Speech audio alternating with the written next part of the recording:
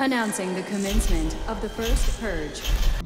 I want you to change the world, and don't think that this is going to happen peacefully or you can do it alone. We need to kill the rich. You get out there, you use your weapons, and you rip Washington apart. You hunt down the billionaires, the bank bosses, the CEOs, the scumbags and the liars, the governors, the lobbyists, the senators, because they're all the same, and you hang them.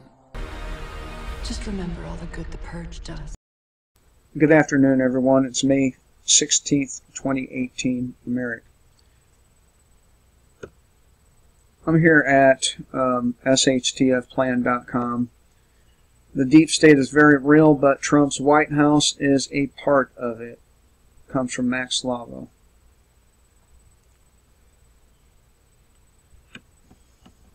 You don't have to look very far or hard to see clear evidence there is a deep state. But it's becoming even more clear that President Trump's White House, at least in some capacity, is a part of the same deep state the president promised to eliminate by draining the swamp. Trump does indeed have a problem with people working against him, but some of those people are awfully close by.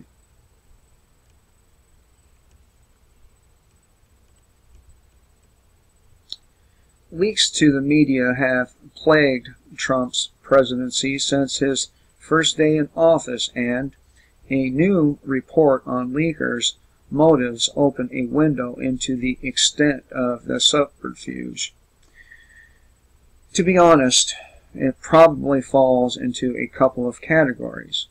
One, White House official told Axios Jonathan Swan, the first is personal vendettas, and the second is to make sure there's an accurate record of what's really going on in the White House.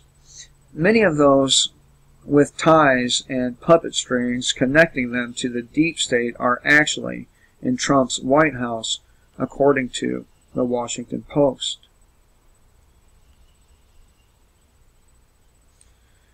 Government, or a wave of leaks from government officials has hobbled the Trump administration, leading some to draw comparisons to countries like Egypt, Turkey, and Pakistan, where shadowy networks within government bureaucracies, often referred to as deep states, undermine and coerce elected governments. Though leaks can be a normal and healthy check on a president's power, what happens now extends much further.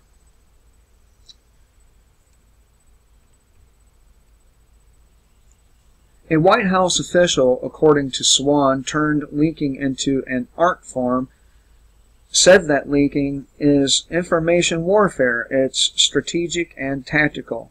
Strategic to drive the narrative, tactical to settle scores. Edward Curtin sounded a more alarming note, however, accusing the deep state of a reality TV coup d'etat in prime time.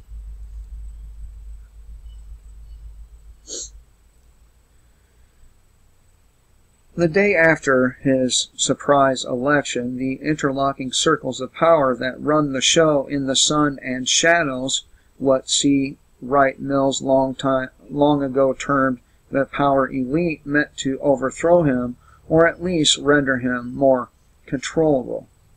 These efforts run out of interconnected power centers, including the liberal corporate legal boardrooms that were the backers of the Obama and Hillary Clinton, had no compunction in planning the overthrow of a legally elected president. Axios reported that Mike Allen, who has spent nearly 20 years covering the White House, says we learned more about what's going on inside the Trump White House in a week than we did in a year of George W. Bush's presidency. This White House leaked so much that meetings called to bemoan leaks begin with acknowledgement that, or the bemoaning will be leaked, which is promptly leaked by several leakers in a smallish room. Most in the mainstream media find the leaks almost humorous, if not political gold mines. But that leads us further down the rabbit hole. We already know the media is nothing more than a propaganda arm for the federal government, and Trump has to know by now that anything said will be leaked. So, is Trump also then a part of the deep state he claimed he wanted to take on? Is he aiding in some of these leakers for political reasons?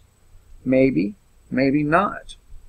But what is clear is the government isn't operating rather, as a service to the public, and they haven't in a very long time. They are taking over completely, consolidating their power and eliminating our wealth and personal freedoms.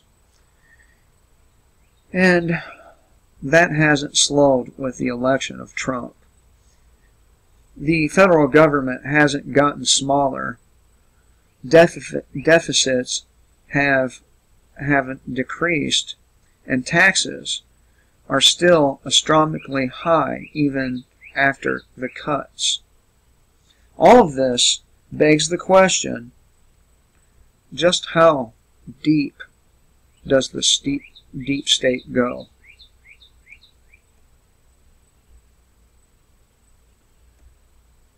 I'll give you my opinion.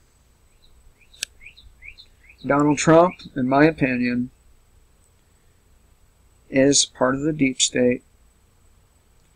In my opinion, there's competing factions of the deep state, the Zionists being one of them, and clearly Donald Trump is part of that Zionist deep state. Clearly, he owes Jewish bankers a shitload of money, and clearly he has to use his position to pay it back. Hope you all have a good day. And remember, kill the state before the state kills you.